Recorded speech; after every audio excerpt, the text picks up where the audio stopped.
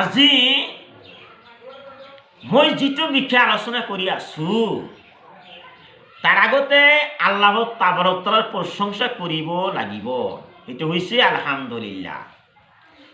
আৰু বিশ্বনবী সেইটো আপোনালোকে জানে যে নবীৰ প্ৰতি কোটি কোটি বাৰ দৰুদ শৰীফ পঢ়িব লাগে। সেইটো আমি দৰুদ শৰীফ পঢ়িছোঁ আলহামদুলিল্লাহ। আজি যেটা মই কৈ আছোঁ সূরা নাম্বার 86 কোরআনের সূরা আর আয়াত নাম্বার 5, 6 আর 7 এ থেকে মানে চিন্তা করা উচিত যে তা কিহেরে সৃষ্টি করা হয়েছে। এই কথার ভিতৰত একটা রহস্য গুরুত্বপূর্ণ আছে। কি আছে? আগতে মানুহৰ কোনো ছবি নাছিলে, এই বিশ্বর জমিনত কোনো মানুহৰ সৃষ্টি হোৱা নাছিল। এনেকুৱা এজন সৃষ্টিকৰ্তা নাই, এনেকুৱা পণ্ডিত নাই, এনেকুৱা মানুহ নাই যে মাকৰ গৰ্ভত মানুহৰ সৃষ্টি কৰিব পাৰে।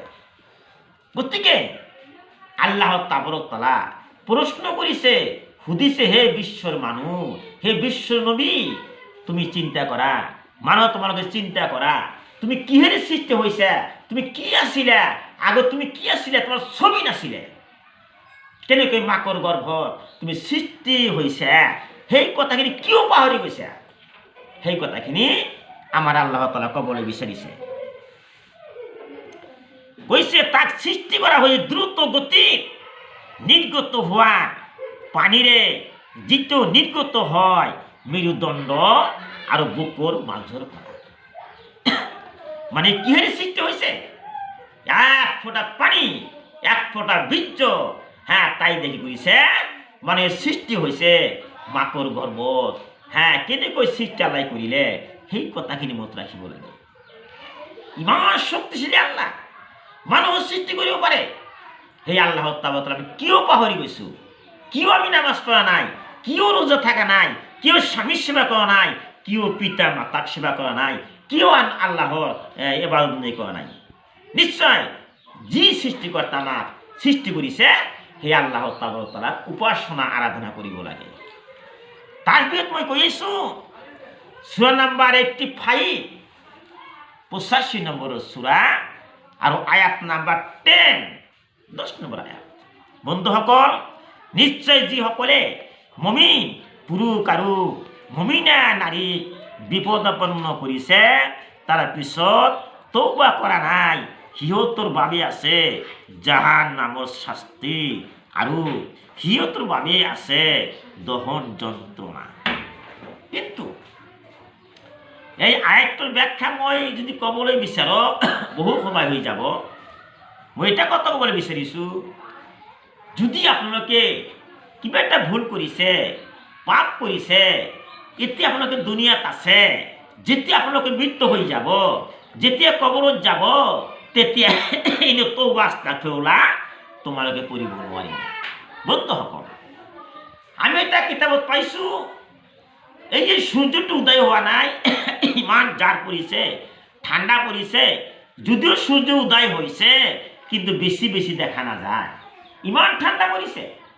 এই সূর্যটো এনেকুৱা সময় আহি যাব, সূর্য পশ্চিম ফালত উদয় হৈ যাব, তেতিয়া তওবা আস্তাগফিৰুল্লাহ তোমালোকে পঢ়িবা, কিন্তু আল্লাহ কবুল নকৰিব। বন্ধুসকল, মই এটা কৈ আছোঁ, আপোনালোকে তওবা আস্তাগফিৰুল্লাহ পঢ়ক, কোটি কোটি বার আস্তাগফিরুল্লাহ পড়িব লাগে। আমার বিশ্বনবী কইছে আমি প্রত্যেক দিন 70 বার কই তওবা আস্তাগফিরুল্লাহ পড়ো। গতিকে যদি তওবা আস্তাগফিরুল্লাহ পড়িব পারা, তেন যিমান গুনাহ আমি কৰিছিলোঁ, সগীরা কবিরা শিরকি বেদাত যিমান গুনাহ আমি কৰিছোঁ, সকলো গুনাহ আল্লাহ ক্ষমা কৰি দিব।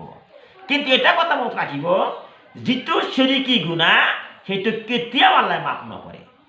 গতিকে বন্ধুসকল, যদি তোমালোকে নামাজ নপঢ়া আল্লাহ মাফ কৰি দিব পাৰে, যদি জেনা কৰা আল্লাহ মাফ কৰি দিব পাৰে, কিন্তু যদি তোমালোকে শিরকি গুনাহ কৰা সেইটো কেতিয়াও মাফ নকৰিব।